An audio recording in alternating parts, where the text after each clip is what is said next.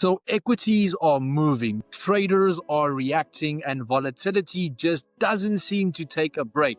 From Wall Street to Frankfurt, markets are swinging between optimism and caution, and with the US government shutdown still in play, the data drought is making every move feel twice as unpredictable at this specific point in stage. So the big question here at the moment is, are traders adapting to this new landscape? And where's the real opportunity hiding as we close out 2025? So good morning, welcome. I'm Francois, your market analyst here at ATFX Africa, and welcome to another special edition of the Daily Market Brief. So before you place your next trade, watch this. Zero commission on stocks? Yeah, nothing. What if you could get this value today? Turns out you can. Join ATFX now and let's get you started. Today, I am joined once again by a familiar face to all of you, James Bruce, a trader whose deep insights into global indices have made him a regular favorite on the show. The last time we spoke and we unpacked key drivers behind Nasdaq and S&P and global equity momentum, but today we are approaching the final 2 months of the year.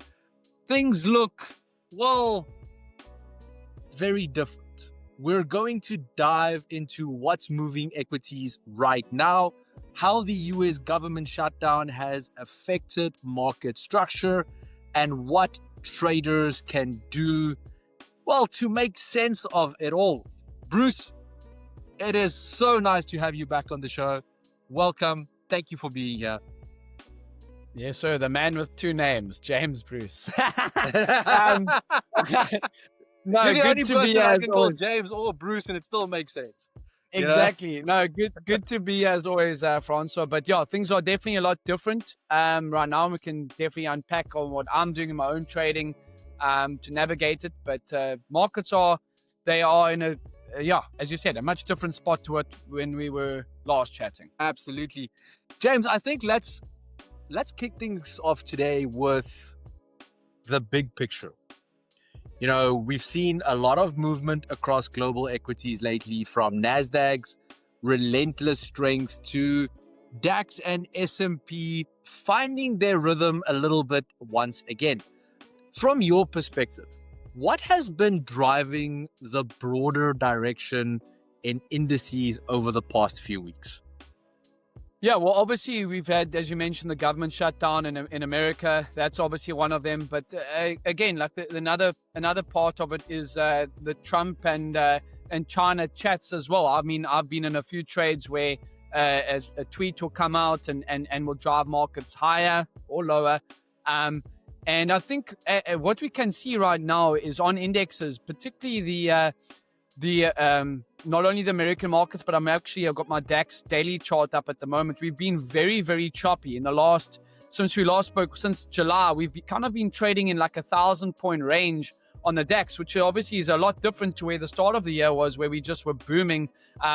We climbed up from the start of the year. We were up over 3,000 points. And then obviously we had the April Trump tariffs come in where we dropped off and then just rallied again from there. So trading has been a lot more, let's call it a lot more choppier.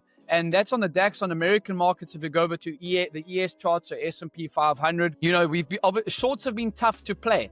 We've been making all-time highs almost every single week.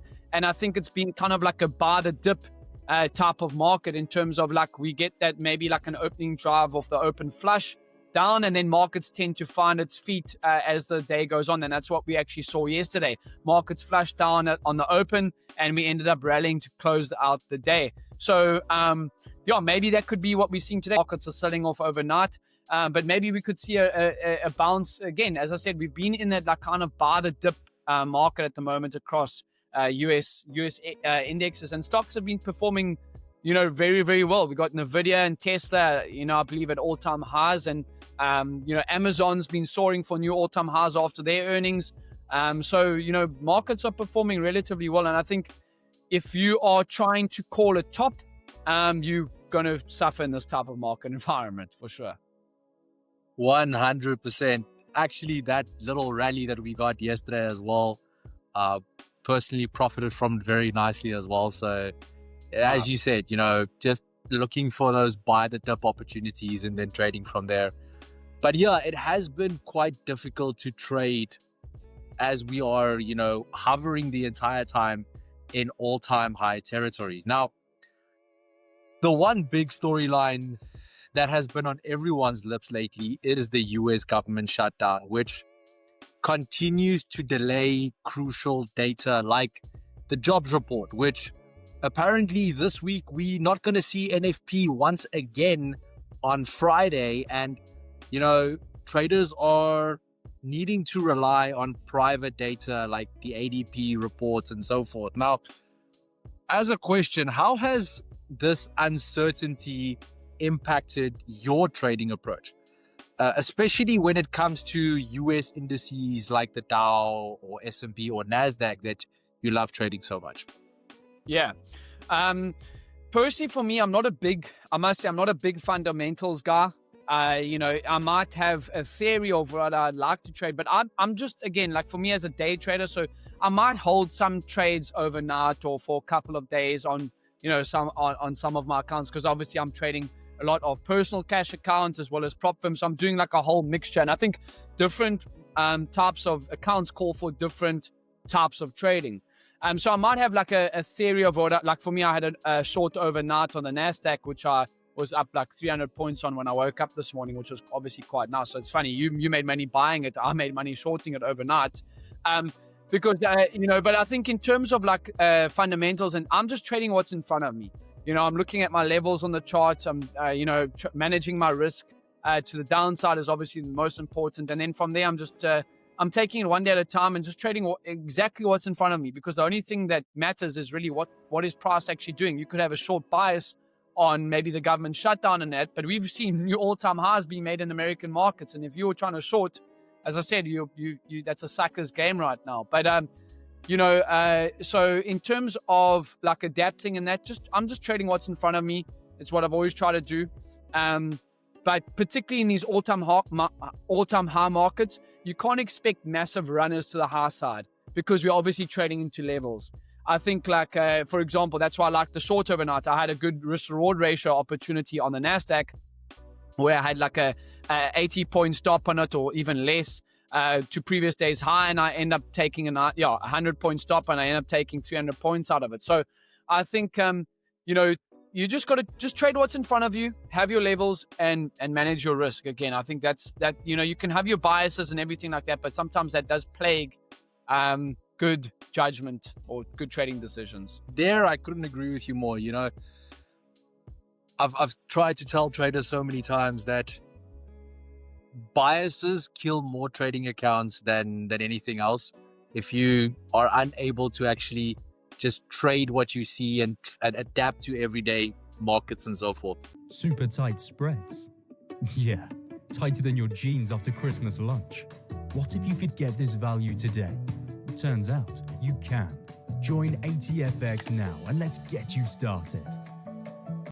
Now, with that being said, we've seen as of late that, volatility has been flaring up in pockets, if I can put it in such a way, sometimes around earnings, sometimes around macro headlines, creating both risk and opportunity.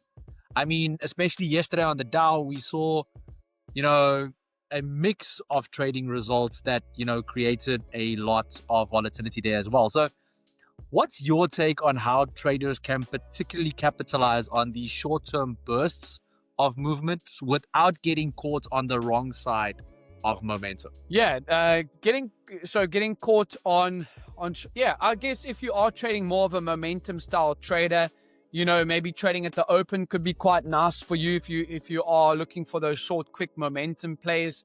That's something that works quite nicely for me, where I'm just looking to take, like 10 points out of the ES chart or, maybe 30, 40 points out of the Nasdaq chart.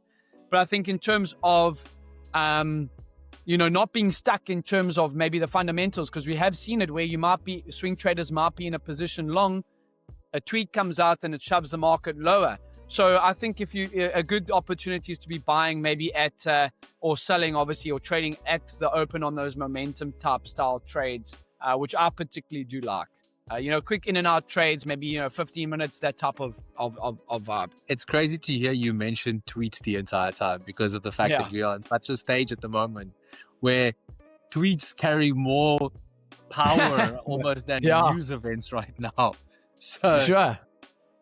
Something else that's also been quite interesting lately was that not all indices are moving in sync at this specific point in time. Tech has been leading the charge in everything at the moment, while industrial and European names have been more mixed from as of late, So how do you interpret this divergence between indices, and does it change how you allocate your focus, your risk, your exposure across various indices, especially for someone like you who trades both Nasdaq and DAX, trading on different continents and so forth?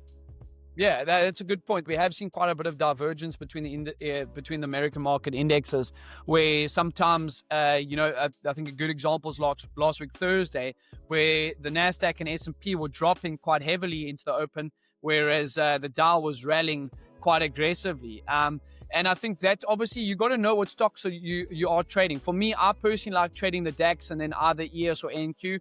Dow can be quite nice to trade at times, but it does move, as you've mentioned, very divergently between the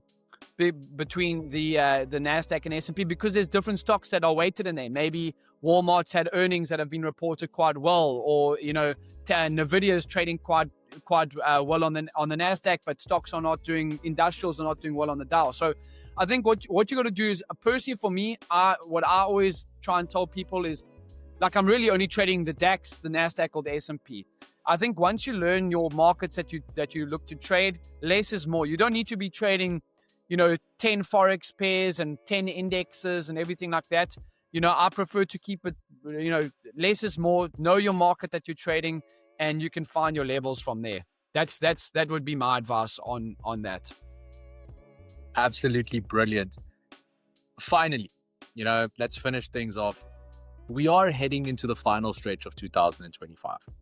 And traders are asking that $1 million question of what's next. Now, traditionally during December, we can normally see the Santa Claus rally and various other situations playing into the markets, where this year, December, if the US government shutdown prolongs even further or longer than it is now, I mean, we are now literally heading for the longest shutdown in history.